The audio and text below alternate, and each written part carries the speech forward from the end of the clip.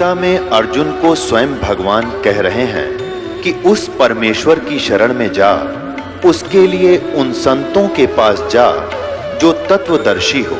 इसी प्रकार हजरत मोहम्मद को उनका अल्लाह कह रहा है कि कोई और पूर्ण परमात्मा है, उसको पाने के लिए उन तत्वदर्शी संत की तलाश कर।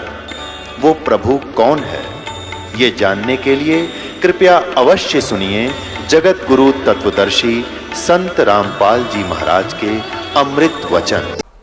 उसने देखा, कुछ दिनों के बाद वो फिर गया, इधर उधर देखा, कहीं दाव लगा नहीं। उसी किसान के आसपास रात्रि में फिर पहुंचा, उसके झांक कर देखा, उसके दो बैल बंधे थे और किसान आराम से बैलों से दूर सो रहा था अपने ही आंगन में।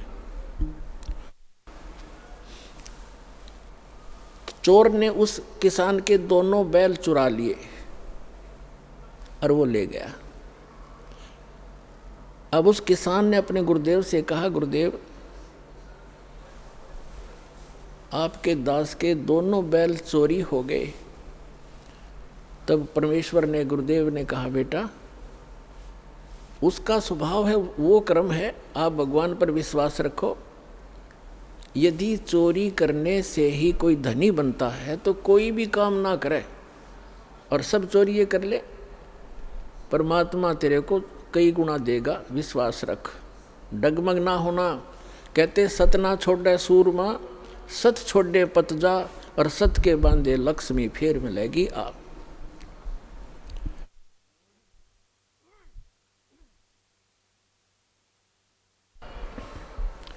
और कहते धर्म तो दसके नहीं, दसके तीनों लोक, और खैरायत में खैर है कीजिए आत्म भोग। परमात्मा ने दया बख्शी, बढ़िया फसल होगी, वर्षा हुई बहुत अच्छी और कमाल हो गया, खूब फसल होगी। अब 1 वर्ष के बाद वो चोर फिर गया। उसने ये विचार लगा कि वो व्यक्ति ना कोई पुलिस में रिपोर्ट कराता और ना तेरे सिर में कोई दर्द करता, नहीं तो कोई खोजी पीछे लगा दे, ढूंढ ले चोर। तो वो शरीफ फिर देखा कि अब के फिर जाता हूँ उधर ही।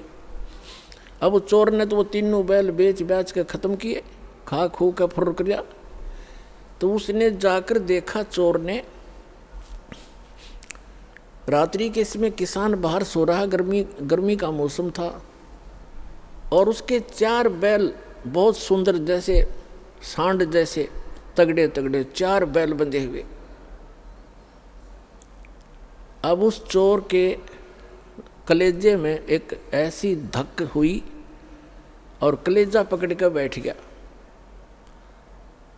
उसने विचार लगाया कि मेरा तो नाश हो लिया, 3 बैल ले गया था, तीनों खत्म हुए, और घर में भी हानि, बच्चा बीमार है, पत्नी को रोग लगा हुआ है, और आज इसके 4 बैल। उसने उस किसान को उठाया, सोते हुए को। उसने, किसान ने कहा, कहाँ भाई कौन है तू, मुझे सोने दे भाई, सारा दिन खेतों में काम किया है, मैं थका पड़ा हूँ। और वो कहने लगा, मैं चोर हूँ भाई। किसान कहने लगा, भाई कोई बात नहीं, आप अपना काम करो, मुझे डिस्टर्ब ना करें, सोने दे, वक्त से उठना है, आप अपना काम करो जो जिस काम आए हो। तो वो चोर कहता है कि भाई मेरे से वो काम अब होता ही नहीं, मैं कर नहीं सकता उस काम ने, एक बार उठ ले तू, एक बार खड़ा हो ले। उसने कहा, क्या बात है? चोर ने बताया कि भाई मुझे चाहे तो पुलिस में पकड़वा दे और चाहे किसी गांव के व्यक्तियों ने बुला के जान तो मरवा दे, मैं सच्ची बताऊंगा आज। वो कहने लगा किसान के, बता भाई क्या बात है?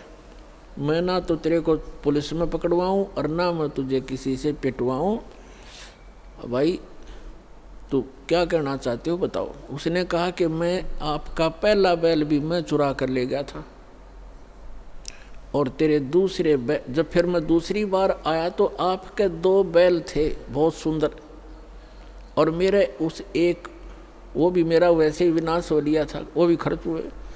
दूसरी बार आपके दोनों बैल भी मैं चुरा कर ले गया था, और मेरे पास आज खाने को दाने नहीं, और तेरे पास 4 बैल खड़े हैं।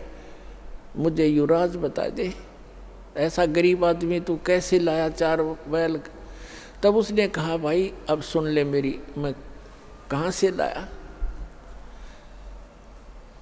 मैंने गुरु बना रखे हैं, और वो परम संत भगवान आए हुए हैं, मैं उनका सेवक हूँ, उनकी आज्ञा का पालन करता हूँ। और ऐसे कर आप भी दीक्षा ले लो, परमात्मा धनी करेगा तब धनी बना करते हैं। तो उसने कहा, ठीक है भाई, मैं दीक्षा ले लूँगा। अपने गुरुदेव के पास लेकर गया वो किसान उसको कि गुरुदेव, एक भक्त आया है, आपका दास आया है, और ये दीक्षा लेना चाहता है आपसे। अच्छा बेटा, दीक्षा ले लो। तो गुरुदेव ने बताया कि बेटा चोरी नहीं करनी, मांस नहीं खाना, शराब नहीं पीना। तो उसने कहा, महाराज मैं बड़ा दुष्ट व्यक्ति था, और आपके इस देवता के मैं तीन बैल चुरा कर ले गया था, मेरा तो नाश हो गया, मेरा बच्चे भी बीमार, मेरी पत्नी को भी रोग, और आपके इस बच्चे के 4 बैल बंधे। तो उसने कहा, बेटा कोई बात नहीं, अनजान में गलती ना जाने किस किस पे हो जाती है, और फिर सुधर जाओ, इंसान ही होता है। और बेटा भगवान देता है तभी धनी हो सकता है, ऐसी बकवादों से धनी नहीं हो सकता। उसको दीक्षा दिलवा के उस चोर को, अब तो भक्त बन गया। कहते हैं, हर सुमरै सो हंस कहावे, कामी क्रोधी कागरे। भक्ति करे तो भक्त हो गया, चोरी करे था चोर था, अब भक्त बन गया। अपने घर लाया उसको और कहा, भाई क्या काम करता है? वो कहने लगा, मैं भी किसान हूँ। भाई ठीक है, ऐसे कर, 1 बैल ले जा तू, और एक अपना किसी और से जुगाड़ करके कर लिए। 1 बैल ले जा और अपना कमा ले। तो उसने कहा, नहीं मैं बैल ले जरूर जाऊंगा, क्योंकि मेरे पास अभी भी जुगाड़ है नहीं, लेकिन आपका जो मैं चोरी करके ले गया था वो भी पाई दूंगा। मुझे पता लग गया भाग्य, फिर अगले जन्म में देना होगा। तो पुण्यात्माओं, ये करौथा आश्रम जो है उसमें करोड़ों की संपत्ति थी बच्चों के दान की। इन दुष्ट प्रशासन वालों ने, हरियाणा के मुख्यमंत्री आर्य समाज जी है, और उन जो हमारा विरोध कर रहे हैं वह भी आर्य समाज के जो आचार्य वगैरह हैं, उनकी दुकानें बंद होने लगी थी, क्योंकि मैं इस दास ने इस नकली महर्षि दयानंद के सत्यार्थ प्रकाश के अज्ञान को वेदों से तुलना कर दी, और उसका वो कैसा समाज सुधारक था उसी के इतिहास में लिखा हुआ इन्हीं आर्य समाज के आचार्यों का जीवनी वह दिखा दी। शराब यू भांग यू पीवे, भाई तमाकू यू सूंघे, हुक्का यू पीवे, भांग पीवे, चाय पीवा तो कम से कम अब रंग बसम खावे। और वेदों से तुलना कर दी कि सत्यार्थ प्रकाश नाम का जो सदग्रंथ है उसमें लिखा तो ये है कि शास्त्र वेदों के अनुसार मैंने इसकी रचना की है, वेद के टोटली विरुद्ध है। और ऐसी बेहुदी बातें लिखी है, मैं आपको बताते हुए मुझे शर्म आती है उसमें क्या लिखा। तो ये इसलिए बताया था दास ने कि ठीक है, गलती सब पर हो जाती है। दास को वो ज्ञान हुआ, आप भी भगवान के बच्चे हो सभी, एक दयानंद की नहीं, इस दास ने सभी संत और पंथों की वह जो अज्ञान था सदग्रंथों से जांच करके जनता को दिखा दिया, जिसका परिणाम ये है लाखों की संख्या में उमड़ कर आ रहे। तो जिस कारण से उनको ये चिंता बन गई इन आचार्यों को, आर्य समाज के आचार्यों को, प्रधानों को, कि जिन आर्य समाज के व्यक्तियों से तुम चंदा ले लेकर अपनी दुकानें चला रहे हो, यदि उनको पता लग गया कि सत्यार्थ प्रकाश इतना बेहुदा ग्रंथ है, और ये महर्षि कहते हैं आसपास भी नहीं था दयानंद, तो फिर ये सभी उनके अनुयायी रामपाल के पास चले जाएंगे और उनका कल्याण हो जाएगा। ये कल्याण नहीं चाहते, जानबूझ साची तजर करे झूठ ते दे, और ताकि संगत है प्रभु सौपन में भी ना दे। तो ये जानबूझ कर बकवास कर रहे हैं, इनको सबको पता चल गया है और बुद्धिमान है वो शांत हो गए। और ये दुष्ट टाइप के लोग अभी भी विरोध कर रहे हैं। ये तो वो हैं, परमात्मा कहते हैं हाथी डर माने नहीं, जय स्वान भुकाही और सत्संगी संग ना तजय चतराम बसाई। हाथी जैसे कुत्तों के भौंकने से कभी परवाह नहीं करता, चलता रहता है। तो साधु संत चाहे कोई कितना विरोध करो पर सच्चाई पर रहे, भगवान से डर कर चला, किसी का बुरा नहीं करे, सोचे भी नहीं, करना तो बहुत दूर की बात है। तो उसका बुरा कभी नहीं हो सकता, ना तो फिर भगवान की आवश्यकता ही नहीं, भगवान है ही नहीं कहीं पर। तो अब उस आश्रम के अंदर पुलिस वहीं पर सरकार के कब्जे में और करोड़ों की चोरी करवा दी, एसी तक उठा ले गए और उसको कह दिया वो अनट्रेसेबल है, पता नहीं लगा चोर का। तुम टिंडे लेने बैठी थे पुलिस वहाँ पर, चोर का पता नहीं लगा। अरे ये पता लगेगा चोर का। भगवान कहते तुमने उस दरगाह का मैल नहीं देखा, धर्मराज के लिख तिल तिल का लेखा। परमात्मा सारे पूरे कर देगा बच्चों तुम्हारे, देख लेना। पर तुम बैलेंस ना खोइयो, अपनी शांति बनाए रखना। कुछ दिनों में दिखा देंगे आपको, ये पूरा संसार पलटेगा।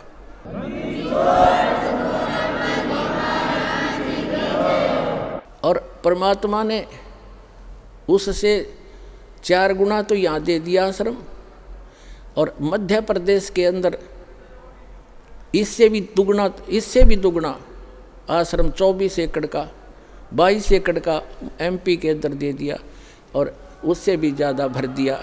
और पुण्यात्माओं, समर्थ का शरणाग हो रंग होरी हो, कबू न हो ए काज राम रंग होरी हो। समर्थ की शरण में रहो, उसका कभी बुरा नहीं हो सकता।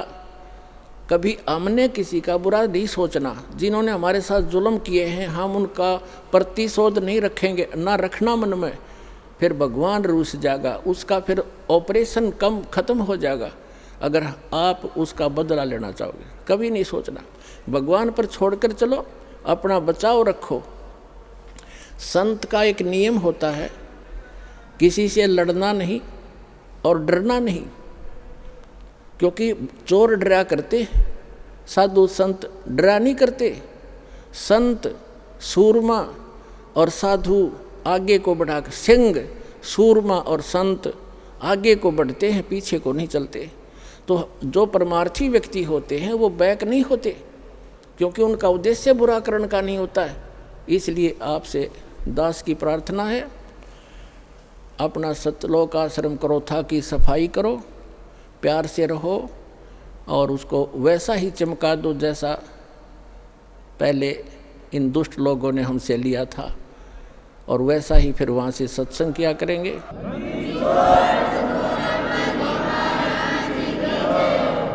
और सभी भक्तों से मैं पुनः प्रार्थना करता हूँ कि शांति से रहा करते हैं। संत कभी बैलेंस नहीं खोते, अपना संतुलन नहीं खोया करते। प्यार से रहो, भक्ति करो, और जो जैसा करेगा उसको अपने आप प्रतिफल मिल जाएगा। परमात्मा कहते हैं, मन तू पावेगा अपना किया रे, भोगेगा अपना किया रे। मन तू पावेगा अपना किया रे, भोगेगा अपना किया रे। भाई मीरा बाई को मारन लगे जहर का प्याला प्यारे, मीरा बाई को मारन लगे जहर का प्याला प्यारे। पीवत ही अमृत हो लाग्या, हो गया सर्द ही और मन तू पावेगा अपना किया रे, भोगेगा अपना किया रे। प्रहलाद भगत की पैज निवारी, धर नरसिंह अवतारे। नरसिंह रूप धरे नारायण, वो खम्भ पाड़ के आए मन तू पावेगा अपना किया रे, भोगेगा अपना किया रे। और पुण्यात्माओं,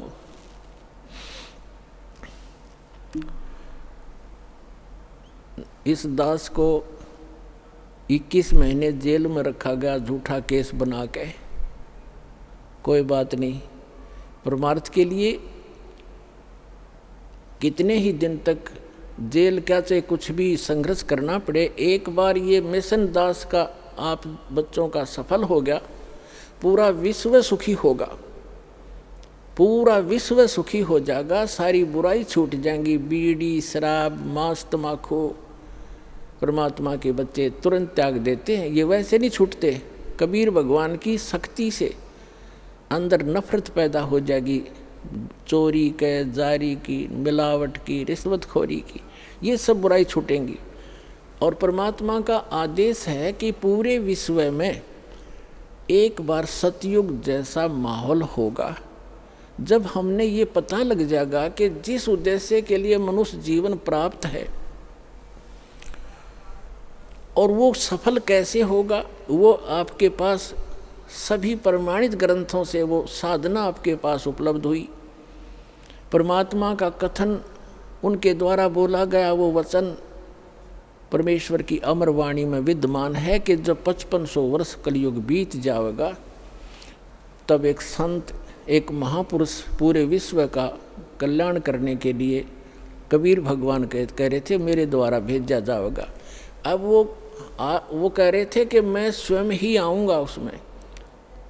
गरीबदास वाले पंथ में आगे चल के आपको बहुत बार दिखाया है। आज हम प्रोग्राम कुछ अन्य दिखाने जा रहे हैं जो पहले टेलीकास्ट हो चुका है, इसलिए थोड़ा सा शॉर्ट में बताऊंगा। तो परमात्मा ना आए तो दास को भेज दिया, तो उसमें परमात्मा ने कहा है कि जब 5500 वर्ष कलयुग बीत जाएगा, एक महापुरुष आएगा और पूरे विश्व को सतनाम, सतज्ञान और कंप्लीट स्पिरिचुअल नॉलेज बताकर और पूर्ण भक्ति विधि देकर सबका कल्याण करेगा।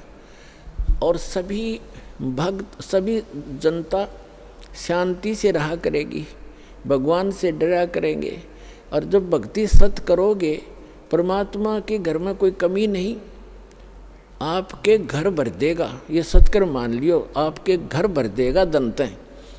और थोड़े काम में घड़ी बरकत होया करेगी। आपको इतनी बरकत दे देगा जैसे आप भक्तों के इंटरव्यू के अंदर आप बीती सुनते हो। एक भक्त ने बताया था, दास ने भी सुना, कि पहले एक महीने में 5-5 हज़ार रुपये की दवाई आ जाती थी, और जब से नाम लिया है 100 रुपये की दवाई तक थोड़ी बहुत आप बेशक आ जाओ ना, औषधि नहीं लाए। और 4500 रुपये का सामान महीने में खर्च होया करता था, और 4500 रुपये का सारा सामान घर का ला कर रखा था, और 4 महीने तक वो ख़त्म नहीं हुआ। जिससे मैं सामान लाता था, वो भक्त बता रहा था, उस दुकानदार ने कहा कि क्या कहीं और से सामान लेना शुरू कर दिया आपने? तब उसने बताया कि अभी पता नहीं, जिस दिन से हम सतलोक आश्रम बरवाला के अंदर दीक्षा प्राप्त करके आए हैं, हमारा तो कुछ खर्चा ना होता, न्यों का न्यों दरिया है, और 4-5 महीने हो गए। तो पुण्यात्मा, एक तो बीड़ी, तम्बाकू, शराब ये छूट गई, और भगवान की कृपा होगी, बुराई जो बीमारी रोग था वो खत्म हो गया, वो सारी बचत होगी। और फिर परमात्मा का आशीर्वाद आप देखते हो, दास के साथ तो बहुत बार बना था। ऐसे समय में ये देखा करता था कि कल पैसे की आवश्यकता है और पैसा है ही नहीं, थोड़े से रखे थे 500 रुपये। तो ऐसा दया करी दाता ने बहुत बार कि जहाँ 500 रुपये की आशा थी, 500 रुपये रखे होंगे, वहाँ पर 5-5 हज़ार रुपये दास को मिले रखे हुए। और मैंने सिर पकड़ कर देख लिया, ये आए कहाँ से, इतना पैसा रखा ही नहीं मैंने कभी अलमारी के अंदर। और ऐसे बहुत घने भक्तों के साथ बीती है, बहुतों ने बताया। तो परमात्मा क्या नहीं कर सकता? जब ये पृथ्वी बना सकता, ये नोट नहीं बना सकता कागज के? 1 सेकंड लगे इसने, सारे ब्रह्मांड रच दिए जिसने। और वही परमात्मा झोंपड़ी में बैठा करते थे, कपड़ा बुना करते थे, सारी सृष्टि के सृजनहार, सबके पालनहार। और ऐसे दुष्ट लोगों ने उनका भी बहुत बुरा विरोध किया था, कबीर भगवान का ऐसे जुल्म ढाए थे जैसे आज दास के साथ ये कुछ दुष्ट लोग कर रहे हैं। कोई बात नहीं, भगवान सब सफलता देगा अपने को। हम परमार्थ के लिए लगे, हम किसी का बुरा नहीं सोचते ना करते।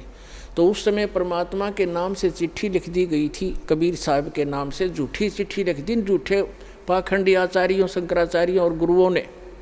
उस समय के जितने मंडलेश्वर काजी मुल्ला थे कि कबीर भंडारा करेगा, सबको झूठी चिट्ठी लिख दी, सब जगह, सब संतों के, पंथों के सब जगह भेज दी। 18 लाख व्यक्ति आ गए निश्चित तिथि को। 18 लाख व्यक्ति, ये साधु संत और निमंत्रित, सबके पास चिट्ठियाँ चली गई।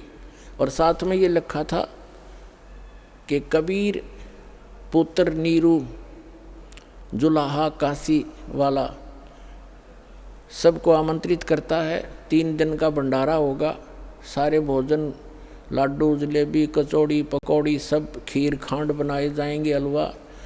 और प्रत्येक साधु संत को प्रत्येक भोजन के बाद एक दोहर, दोहर माने कंबल होता था, बहुत सुंदर कंबल टाइप एक होती थी खद्दर की, वो दोहर होती बोलते थे, डबल। और एक असरफी देगा सोने की, यानी 10 ग्राम सोना। इस लालच में सारे डेरा वाले अपने चेलों को और सबको बुला ले। 18 लाख व्यक्ति सामने खड़े हो गए।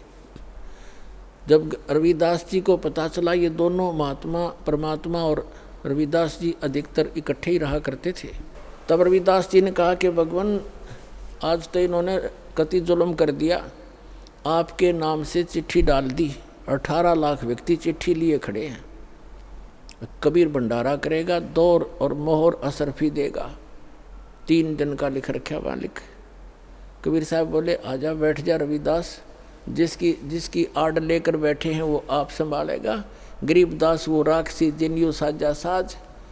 गरीब रविदास जी को अपनी कुटिया में उठा लिया, अंदर से कुंडी लगा ली, बैठ गए। उधर से परमात्मा दूसरा रूप बनाकर पहुँचे अपने सतलोक में, जहाँ से वो आते हैं, जहाँ से हम सभी आए हुए हैं, वहाँ किसी चीज़ की कमी नहीं। वहाँ से जाकर 9 लाख बैलों के ऊपर, पहले यही ट्रांसपोर्ट का साधन था, बैलों के ऊपर जैसे गधों पर बोरे रखते हैं, ऐसे वो बोरे रखकर उनमें बने बनाए जलेबी, लाडू, कचौड़ी, पकौड़ी, ऊपर से सतलोक से हलवा, खीर, खांड और लाकर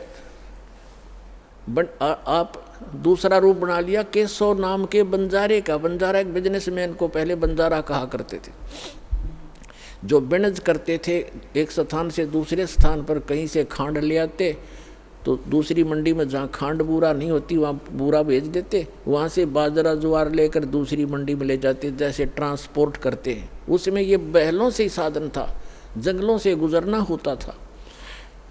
तो 9 लाख बैलों के ऊपर सामान रख के आ गए और उन तंबू लगा दिए पूरे चौपड़ के बाजार में, काशी बनारस में।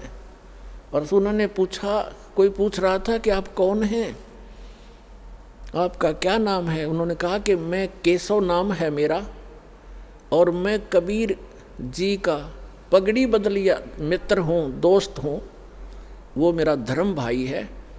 और उसने चिट्ठी मेरे पास भी गई थी कि एक भंडारा है, कुछ सामान ले आइएगा।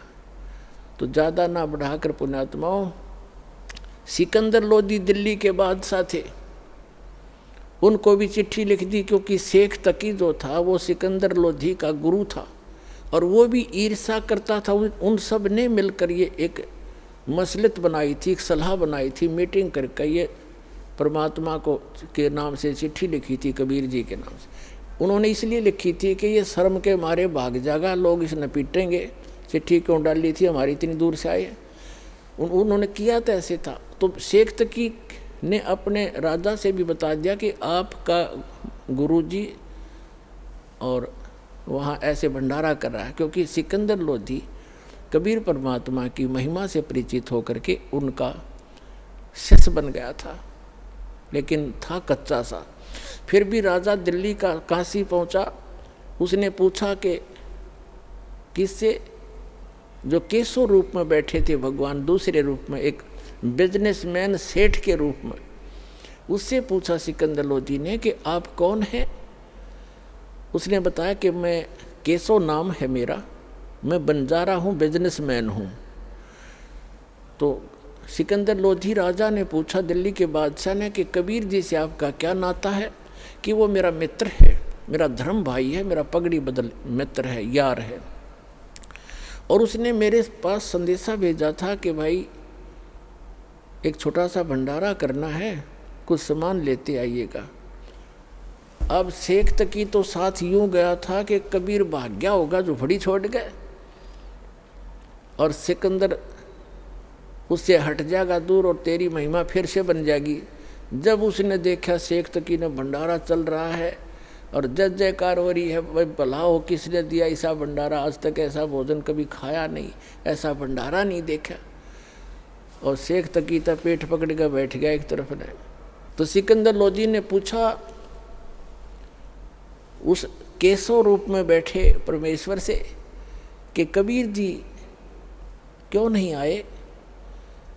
तो केशव ने कहा उसका दास जो बैठा है, मौज है मान उसकी, कभी आओ। उसका मित्र बैठा, उसका दास बैठा, आ जाएगा जब आएंगे, उनकी मौज होगी तब आ जाएंगे। और सिकंदर लोधी वहीं पहुंच गए कुटिया पर, और कुटिया खड़खड़ाई। रविदास जी ने कहा कि महाराज जी वो तो आगे सब यहीं पर। परमात्मा बोले बोला मत, आप चले जाएंगे, और मैं तो भाई रात को चला जाऊंगा यहाँ से कुटिया छोड़ के। तो रोज दुखी करने लग गए। सिकंदर लोधी ने आवाज़ लगाई कि हे परवरदिगार, एक बार कुटिया का दरवाज़ा खोलो। कौन हो आप? अंदर से पूछा परमात्मा ने। आपका दास सिकंदर आया है दिल्ली से, आपके दर्शन करना चाहता है। कबीर साहब ने कहा राजन, मैं हो गया दुखी, मैं गरीब आदमी, अपने गुजारा करता हूँ, कपड़ा बुनकर अपने परिवार का पोषण करता हूँ। परमात्मा का अपना कोई परिवार नहीं था।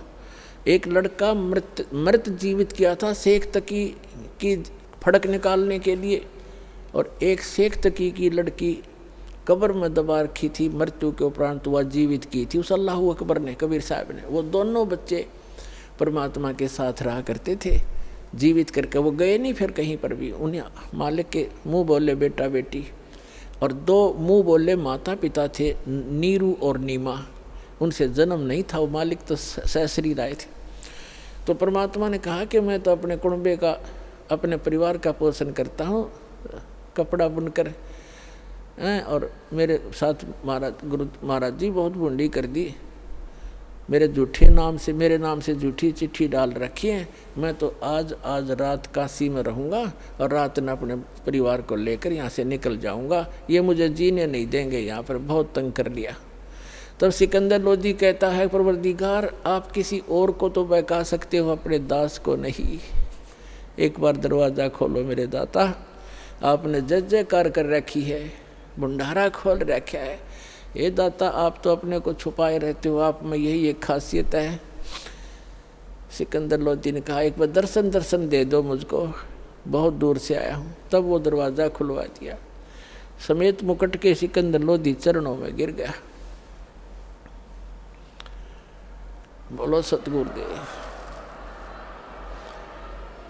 और प्रार्थना की कि हे परवरदिगार, सभी आपकी दर्शन की इंतज़ार कर रहे हैं, आपकी जय जयकार हो रही है, आपका मित्र वहाँ पर भंडारा कर रहा है, आप चलिएगा। परमात्मा बाहर निकले, चौपड़ी से जब बाहर निकले, आकाश से फूलों की वर्षा हुई कबीर भगवान के ऊपर, फूलों की वर्षा आकाश से, सतलोक से।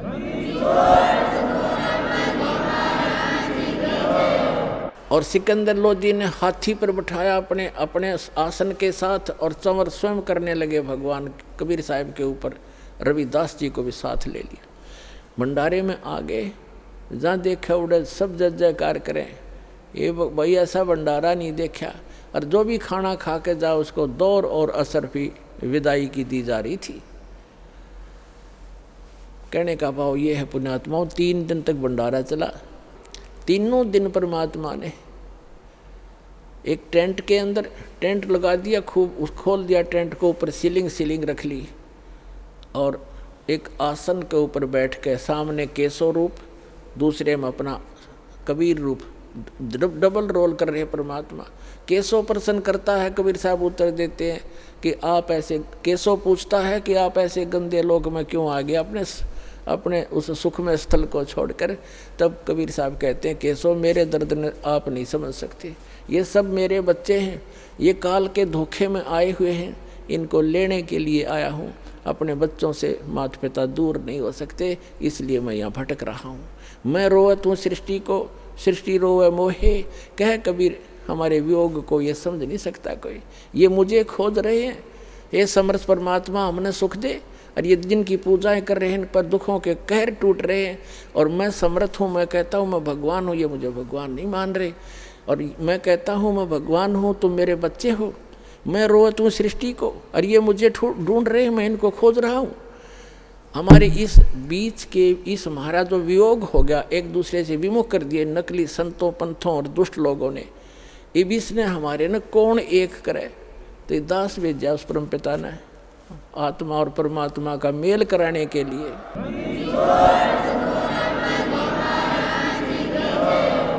तो जब चलने लगे 9 लाख बैलों पर टेंट का सामान लाद लिया। केशव ने कहा कि भाई चलो साथ में, वहाँ से सतलोक के भक्त आए हुए थे यहाँ पर सेवा करने के लिए। इस कंगाल लोक में कितना इतना दर 18 लाख व्यक्ति राष्ट्रपति नहीं जमा सकता। 18 लाख आदमियों ने सुबह उठते ही, चाहे कितना कि में बना रहो, प्रधानमंत्री नहीं खिला सकता इतना मोहन भोजन। और कितना बड़ा सेठ, 18 लाख एक बारात में 200 आदमी आ जा, 10 दिन पहले चिंता हो जाती है, हलवाई लाओ फलाना लाओ और मर पूरा फिर भी ना पाटे, फिर भी काम ना चले। तो पुण्यात्माओं भगवान की लीला को दबा रखा था और उस समर्थ के उस लाल को कूड़े में डाल रखा था। इस दास ने आकर परखा और ये बाप के सामने खोल कर दिखाई दी, वह लालों की बोरी, अब लूट लो इस राम नाम की लूट को।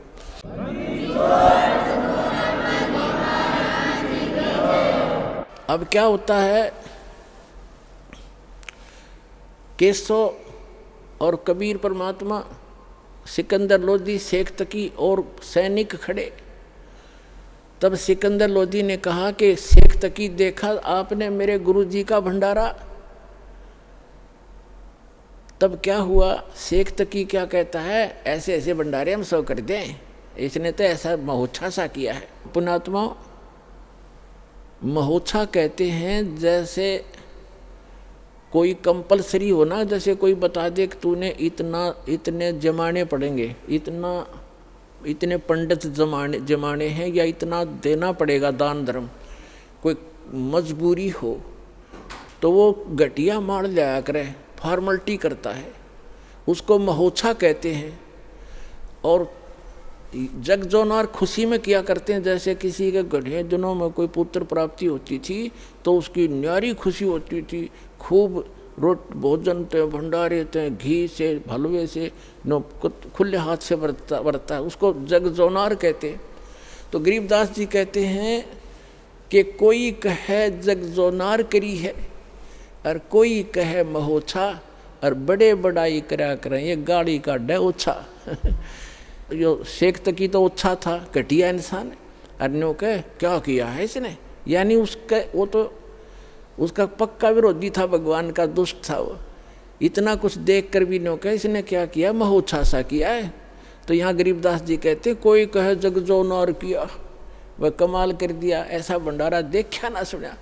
और कोई कहे महोत्सा और बड़े बड़ाई करा करें ये गाड़ी काटे ओछा। तो उसी समय क्या हुआ, सिकंदर लोधी ने कहा केशव जी आपके बंजारे और बैल तो बहुत दूर चले गए होंगे, दरिया से निकलकर गंगा को जो पार करने लगे वो बैल, उससे पार होना था दरिया से, गंगा से, तो गंगा एकदम नीचे उतर गई, घुटनों पानी रह गया उन बैलों के। तो सभी हैरान थे देखने वाले, राजा भी और भी, कि एकदम गंगा इतना डाउनफॉल मारेगी और उनके पार निकलते फिर फुल स्विम पे होगी। उन्होंने सोची कोई ना, ऐसा दरिया का ऐसा होता ही रहता है। वह तो बात इतनी ध्यान करी नहीं उन्होंने। तब उन्होंने कहा सिकंदर ने कि केशव, आपके बंजारे, आपके मित्र वो साथी चले गए होंगे। सभी ने उधर दृष्टि की तो आसपास ना कोई बैल ना बंजारा, नहीं तो 9 लाख बैल यहाँ से लेकर इशार काट जाए तो भी थोड़े स्थान थोड़ा रहे। तो सब हैरान रहेगी, कहाँ गए कहाँ गए। इतना कह ही रहे थे, केशव सामने खड़ा था और कबीर परमात्मा के अंदर समा गए। अकेले कबीर भगवान वहाँ पर रह गए। बोलो सतगुरुदेव।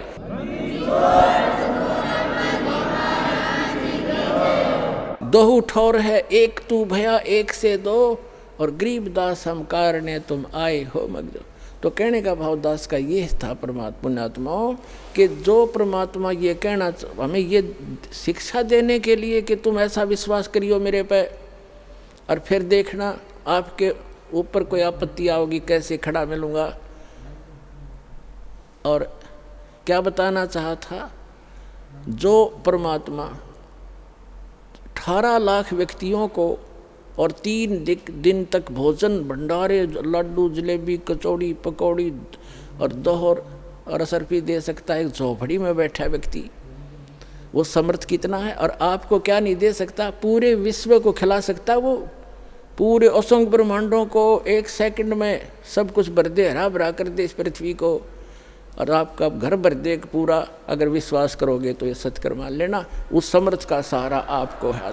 तो समर्थ का शरणाग हो रंग होरी हो, भाई कदे न हो ए काज राम रंग होरी हो। समर्थ का शरणा मिल गया आपको, आपका कभी कोई हानि नहीं होगी यदि मर्यादा में रहोगे।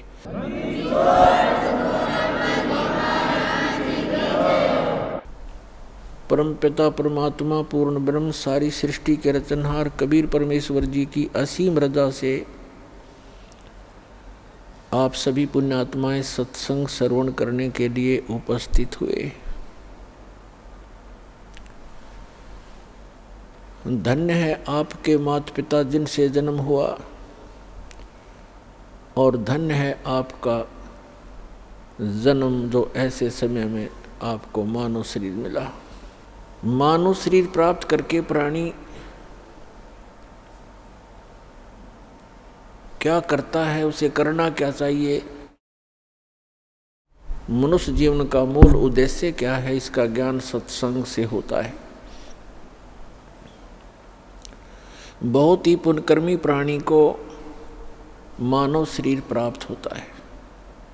उससे भी पुण्यकर्मी प्राणी वो है जिसके अंदर सत्संग परमात्मा की चाह है, प्रेरणा है, जिस कारण से वो कहीं ना कहीं भटक रहा है, कोई ना कोई भक्ति विधि अपनाए हुए है।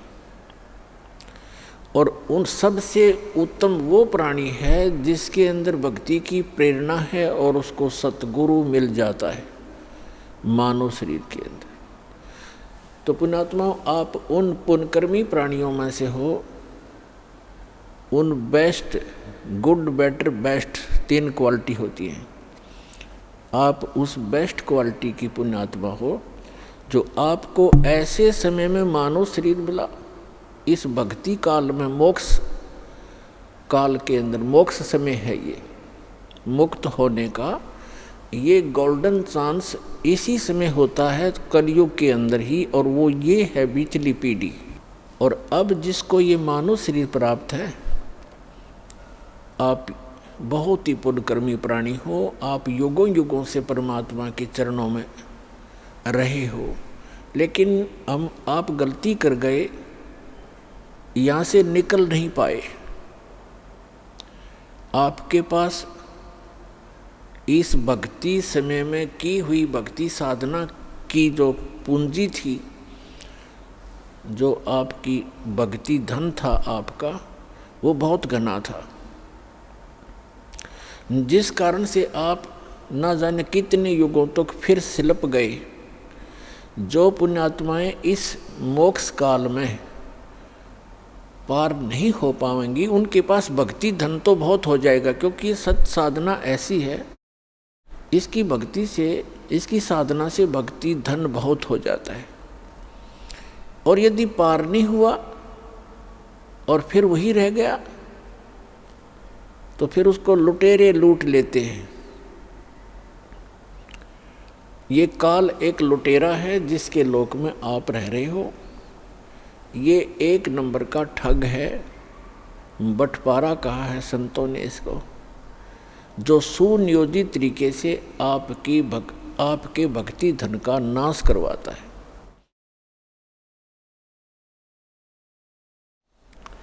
तो उससे बचने के लिए आप जी ने अब बड़ी सावधानी बरतनी है और सतलोक चलना है, अपना पीछा छुटवाना है। मनुष्य शरीर प्राप्त करके जो प्राणी भक्ति नहीं करते तो वो अपना जीवन नाश कर जाते हैं, और जो भक्ति करते भी हैं अंतिम श्वास तक सावधान नहीं रहते तो वो भी बने बनाए काम को बिगाड़ लेते हैं। भक्त को अंतिम श्वास तक साधना करनी पड़ेगी, मर्यादा में रहना पड़ेगा। जैसे खेल के खिलाड़ी होते हैं, वो जहाँ से स्टार्ट करते हैं, यानी कोई डिस्ट्रिक्ट स्टेट से स्तर से, जिला स्तर से खेलना शुरू करते हैं, वहाँ भी नियम वैसे ही हैं और वहाँ सफल होते हैं। फिर वो राज्य स्तर पर खेलते हैं, वहाँ भी वही नियम है और अंतिम गेम तक उन्होंने वैसे ही मर्यादा में रहकर ही सावधानी से खेलना पड़ता है, तभी वो सफल होते हैं। इसी प्रकार प्रत्येक सद्ग्रंथ में कहा है कि परमात्मा की भक्ति अंतिम श्वास तक करनी होती है। परमात्मा कहते हैं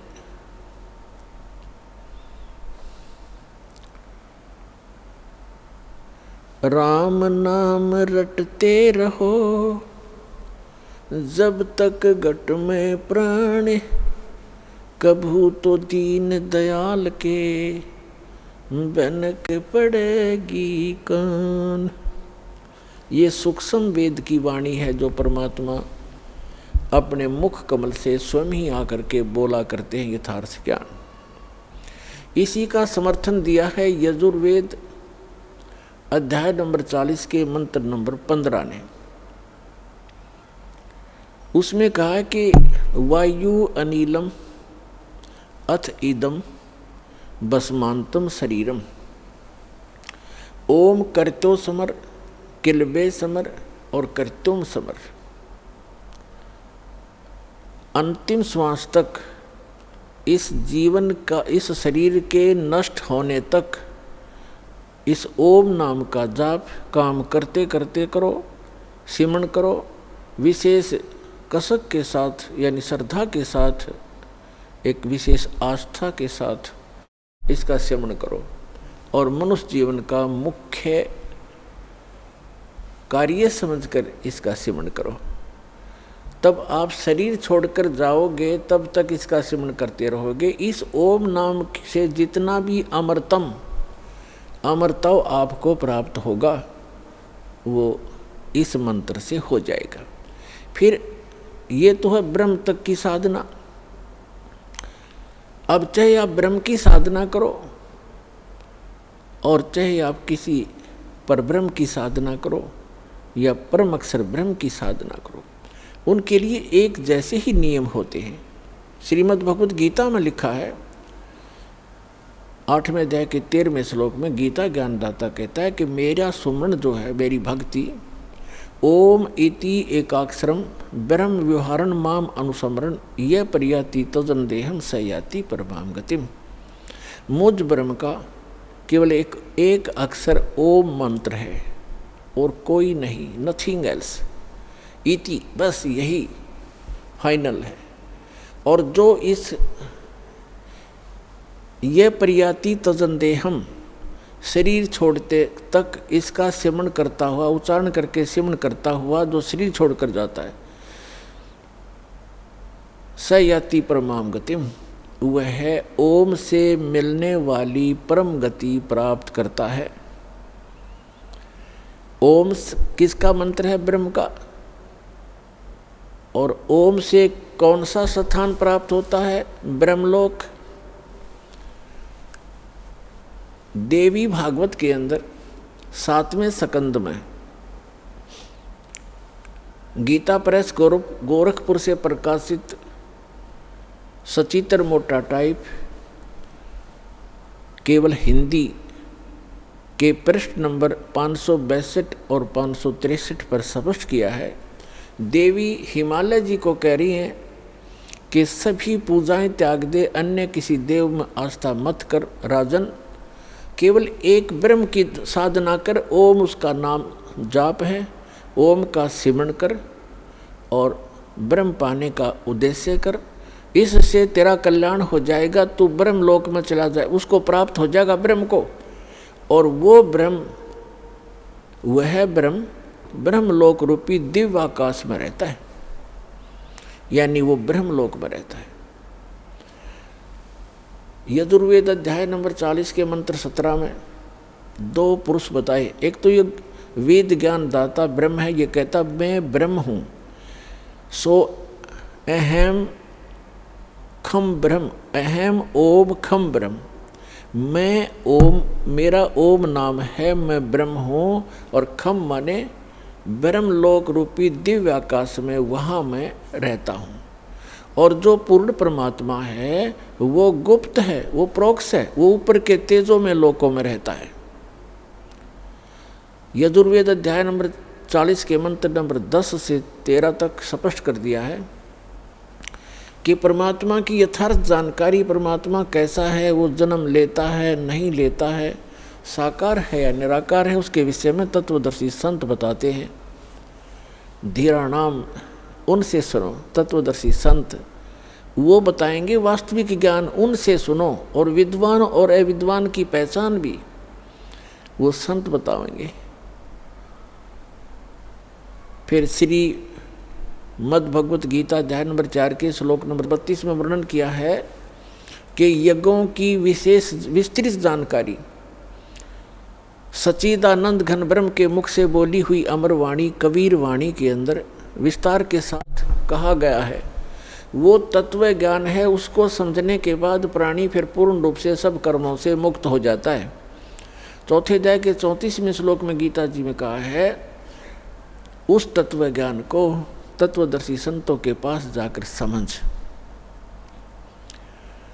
वो तत्वदर्शी संत तुझे उस तत्व ज्ञान का उपदेश करेंगे। इस अध्याय के गीता ज्ञान दाता तो उस परम अक्षर ब्रह्म की, उस सच्चिदानंद घन ब्रह्म की जानकारी भी नहीं रखता, उसके पाने की विधि उसके पास नहीं है। उसके लिए परमेश्वर स्वयं आते हैं, अपना अमृत ज्ञान आपके लिए यहाँ भरकर चले जाते हैं अपनी अमृत वाणी में, फिर अपने गवाह बनाते हैं प्रत्येक युग में। अब कलयुग में जो उन्होंने अपने साक्षी बनाए हैं, आदरणीय धर्मदास साहिब जी बांधवगढ़ वाले, उनको परमात्मा मथुरा में मिले, जहाँ पर वो अपने हिंदू धर्म के गुरुओं द्वारा बताई हुई साधनाओं के आधार से तीर्थ यात्रा पर निकला हुआ था। उनको ज्ञान दिया, सच्चाई से परिचित कराया। उसके बाद वो प्यारी आत्मा परमात्मा के चरणों में पड़ के बुरी तरह रोई। फिर उसको परमात्मा सतलोक लेकर गए, जहाँ से हम आए थे, और जो वो सुखमय स्थान है जहाँ कभी जरा और मरण नहीं होता, जहाँ वृद्ध अवस्था नहीं है, जहाँ मृत्यु कभी नहीं होती। फिर उनको तीसरे दिन वापस छोड़ा तो वो परमात्मा कबीर साहिब के गवाह बने कि परमात्मा कबीर आप ही परमात्मा हो। क्या बताया है कि आज मोए दर्शन दियो जी कबीर, आज मोए दर्शन दियो जी कबीर, अमर लोक से चलकर आए काटन इस काल की जंजीर। अमर लोक से चलकर आए आप सीधे सहसरी जाते हैं। तो पुण्यात्मा उसके पश्चात उन्होंने अपने गवाह बनाए आदरणीय स्वामी रामानंद जी काशी वाले, उनको सचखंड लेकर गए। वो योगी पुरुष अपने आप में योगी पाक रहे थे, चारों वेदों और गीता पुराण आदि के वह ब्रह्मज्ञ ज्ञाता प्रसिद्ध हो रहे थे, जब परमात्मा ने बताया कि स्वामी जी 4 वेद और पुराण 18 ये एक उजड़ जेरा है। तत्व ज्ञान परम साहेब का वो तो ज्ञान उचेरा है। रामानंद जी वेदों पर गर्व करते थे, पुराणों और गीता पर गर्व करते थे कि इस कंप्लीट स्पिरिचुअल नॉलेज है, संपूर्ण अध्यात्म ज्ञान है। परमात्मा ने कहा कि ये तो एक उज्जड़ घेरा है, 4 वेद और पुराण 18 ये एक उज्जड़ घेरा है, इससे निकल नहीं सकते इस साधना से, ये इनकम्प्लीट है। फिर रामानंद जी के भ्रम को निवारण करने के लिए सचखंड लेकर गए। वहाँ देखा अपना वास्तविक स्थान और परमात्मा बैठे सिंहासन पर, राजा के समान, सिर पर मुकुट, सफेद छत्र और राजा की तरह अनंत कोट ब्रह्मांड के संचालक के सिंहासन पर विराजमान प्रभु को देखा उस 5 वर्ष के बालक के रूप में, और फिर अपना वास्तविक रूप बनाया, फिर बालक रूप धारण किया, फिर उस महापुरुष को वापस छोड़ दिया। तब स्वामी रामानंद जी ने कहा था कि 2 ठोर है एक तू, 2 ठोर, वहाँ भी आप हो यहाँ भी आप हो। 2 ठोर है एक तू भया एक से 2, और गरीबदास हम कारणे आए हो मगजो। तुम साहेब तुम संत हो, तुम सतगुरु तुम हंस, गरीबदास आपके रूप बिना और न दूजा अंश। मैं भक्त, पहले तो विद्वान पाक रहे थे, मैं ऋषि को आवे थे स्वामी रामानंद पंडित जी। फिर कहते मैं भक्त मुक्त हुआ, मेरा भरम कर्म भयो नाश, गरीबदास निज ब्रह्म तुम, यानी निज ब्रह्म यानी वास्तविक भगवान आप हो, मुझे हुआ दृढ़ विश्वास। तुम स्वामी मैं बाल बुद्धि, ब्रह्म कर्म भयो नाश, गरीबदास निज ब्रह्म तुम मोह हो गया दृढ़ विश्वास। तो पुण्यात्माओं, ये दूसरे गवाह उस कबीर भगवान के। तीसरे आदरणीय मुल्कदास साहिब जी। आइए अब हम उन श्रद्धालुओं के अनुभव जानते हैं जो जगत गुरु तत्वदर्शी संत रामपाल जी महाराज जी से दीक्षा प्राप्त कर चुके हैं तथा उनके द्वारा बताए गए भक्ति मार्ग पर चल रहे हैं। नमस्कार सर। नमस्कार सर। सर क्या नाम है आपका? भक्त अनिल दास। सर कहाँ से हैं आप? सर सीतामढ़ी जिला बेलसन थाना गांव दयानगर से है। सर संत रामपाल जी महाराज से नाम दीक्षा आपने कब ली? सर 2013 11 नवंबर को। संत रामपाल जी महाराज से नाम दीक्षा लेने से पहले आप क्या भक्ति साधनाएं करते थे? सर जो संसार में अपने समाज में जो लोकाचारी भक्ति चल रहा था, देवी देवताओं को पूजा, अन्य देवी देवताओं को पूजा में वही साधना कर रहा था। तो वो सारे पूजा करते करते भूत प्रेत के बाधा हमारे घर में एनी टाइम बना रहता था। वो पूजा करते करते करते मेरे 12-13 साल की लड़की थी, एक लड़की थी, वो डेट कर गई।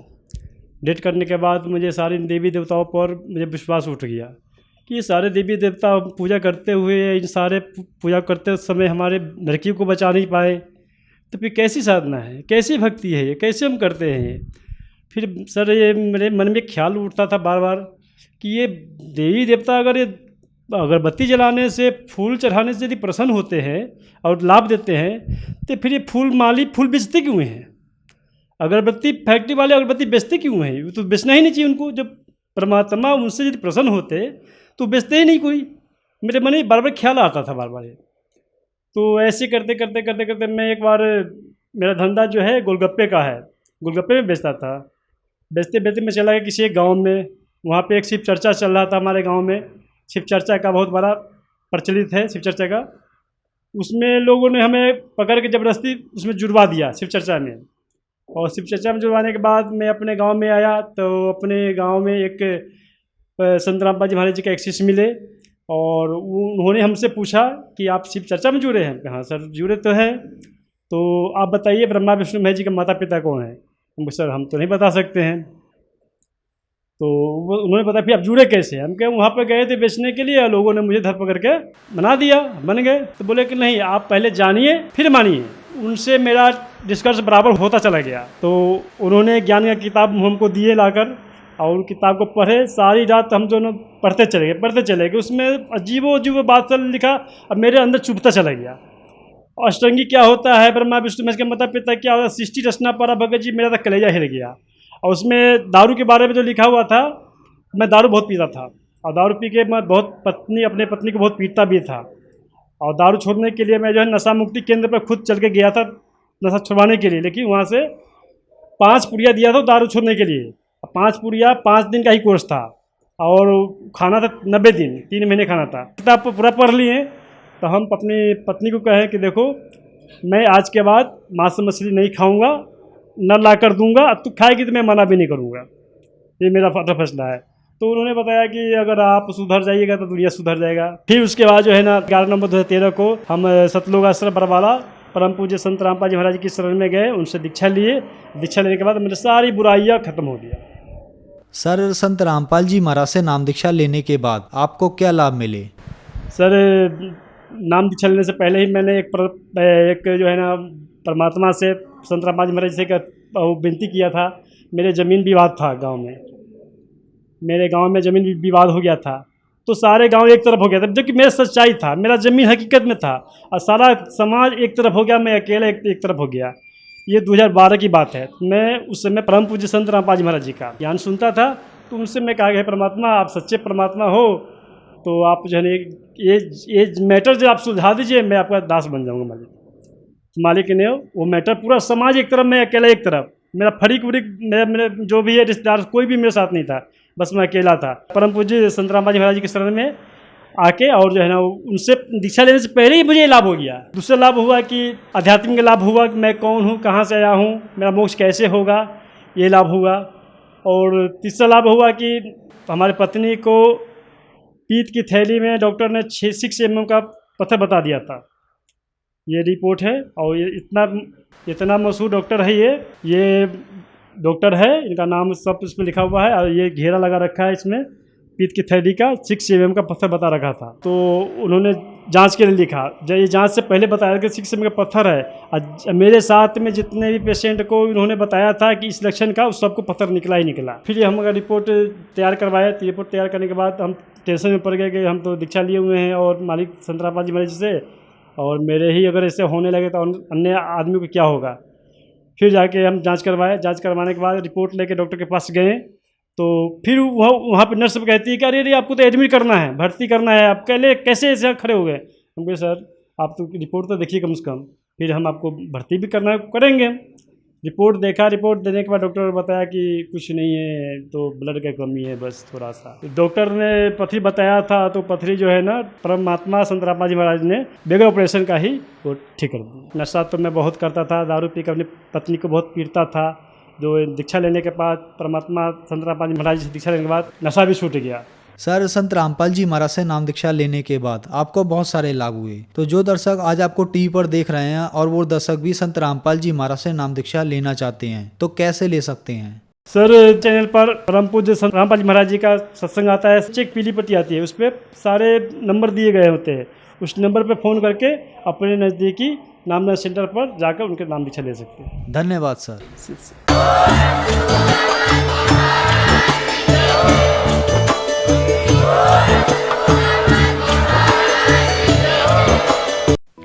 आप सुन रहे थे जगत गुरु तत्वदर्शी संत रामपाल जी महाराज के मंगल प्रवचन।